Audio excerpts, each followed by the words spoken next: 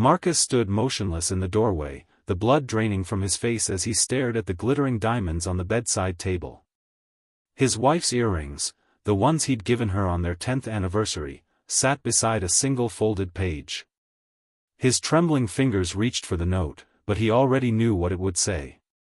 In that moment, as his double life collapsed around him, Marcus realized some mistakes can never be undone. If you've ever wondered how quickly a life can unravel or felt the crushing weight of regret, this story will take you on an emotional journey that might just change how you see relationships forever. Stay with me until the end, I promise it's worth every minute. The diamonds caught the morning light, scattering tiny rainbows across the wall of the bedroom he'd shared with Elena for 15 years. Just 12 hours earlier, he'd kissed her goodbye, claiming a business trip would keep him away overnight. The lie had rolled off his tongue with practiced ease, much like the others he'd told during his 6-month affair with Sophia. Marcus sank onto the edge of the bed, his legs suddenly unable to support him. The note trembled in his hands as he unfolded it. I know where you were last night. I know where you've been for months. I didn't want to believe it at first, but denial has a way of eventually crumbling into clarity. I left my diamond earrings, the ones you gave me when you promised to love me forever, because they're as hollow as your promises. Don't try to find me. By the time you read this, I'll be somewhere you can't hurt me anymore. Elena, His phone buzzed in his pocket, Sophia, no doubt, wanting to schedule their next rendezvous. Marcus ignored it, suddenly nauseated by the thought of her perfume, which he could still smell faintly on his skin. The house around him felt cavernous and cold. He'd never noticed how Elena's presence filled their home with warmth until that warmth was gone. Family photos lined the hallway, evidence of a life that, until this morning, Marcus had convinced himself was secondary to his desires. He thought back to how it started with Sophia. She was new to the architecture firm where he worked as a partner.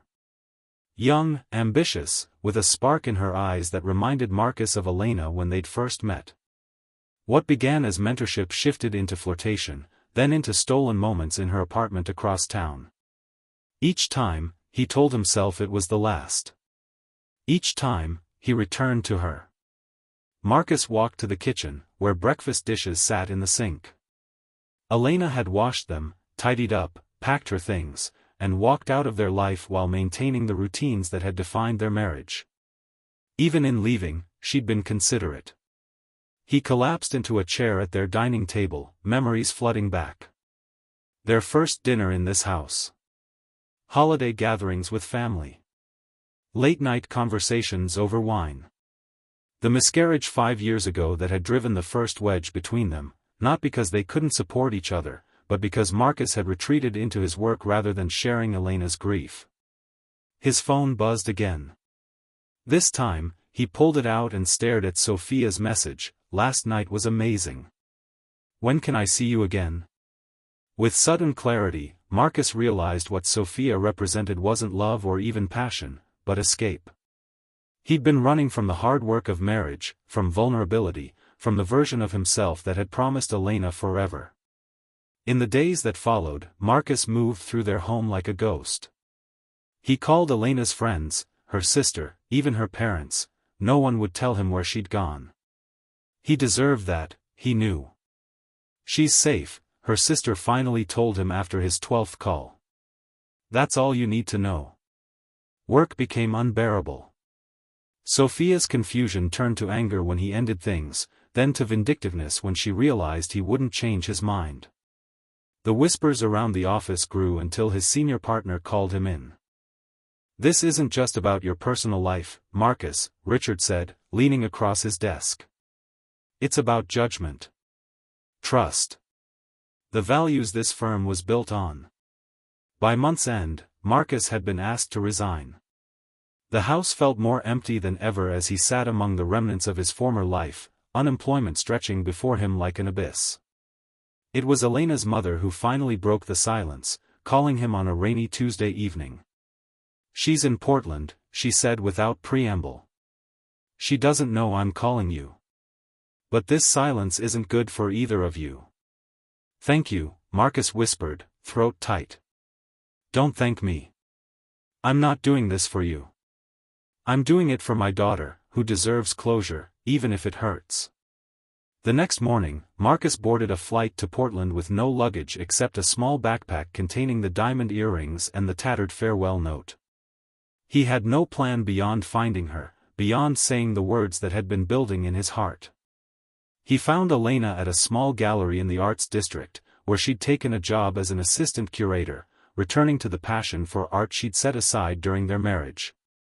When she saw him standing among the installations, her face went through a kaleidoscope of emotions: shock, anger, pain, and finally, a resigned calm that hurt worse than fury would have. "How did you find me?" she asked, leading him to a quiet corner away from visitors.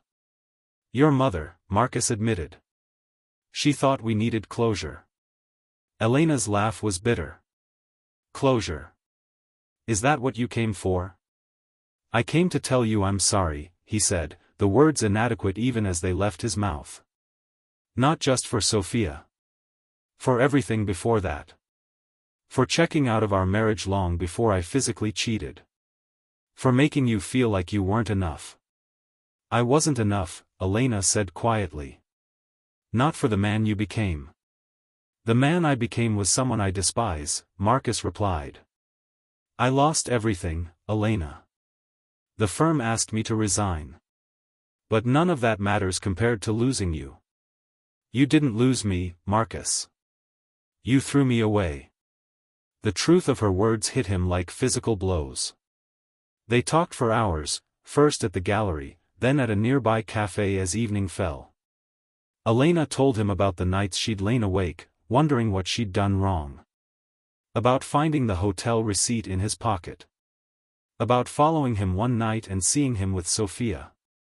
"Why didn't you confront me?" he asked. "Because I needed to decide what I wanted," she answered simply. And what I wanted wasn't to fight for someone who didn't want to be fought for.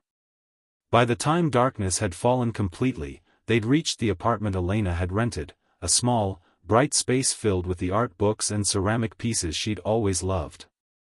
"I didn't come here to ask you to come back," Marcus said, standing awkwardly in her doorway. "I came because you deserve to hear me say I'm sorry to your face. And because I needed to see that you're okay." Elena studied him, her eyes sad but clear. "I'm getting there," she said. "And you?" "I'm starting over," he replied. "Therapy. A new city, maybe. I don't know yet." Before leaving, Marcus placed the small box containing her diamond earrings on her counter. "These are yours. Whatever they meant once, whatever they mean now, they belong to you." 3 years passed. Marcus moved to Chicago, started a small design firm that specialized in community projects.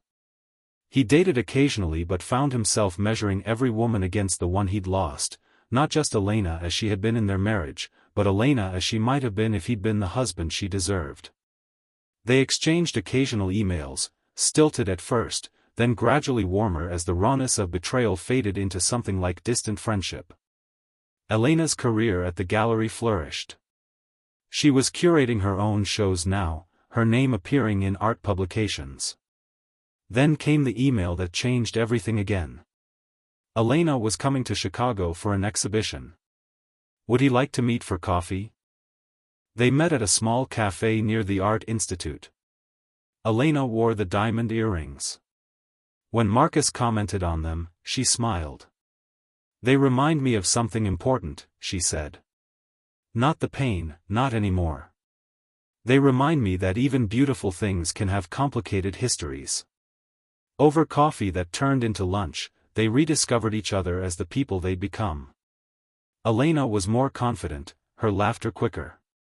Marcus was softer, more reflective. "I never thanked you," he said as they walked along the lakeshore afterward. "For what?" "For leaving. If you hadn't left, I would never have faced who I was becoming." Elena was silent for a long moment. "I didn't leave to teach you a lesson," she finally said. "I left to save myself." "I know," Marcus replied. "That's why it worked." They stood watching the waves, the space between them both familiar and new. When Elena's hand brushed against his, neither pulled away. It wasn't a promise or even a beginning, just an acknowledgement that paths that diverge can sometimes run parallel again. "I'm in town for a week," Elena said. "Maybe we could have dinner tomorrow?" Marcus smiled, feeling something unfamiliar unfurling in his chest. Not hope, exactly. Something more grounded. Something like possibility.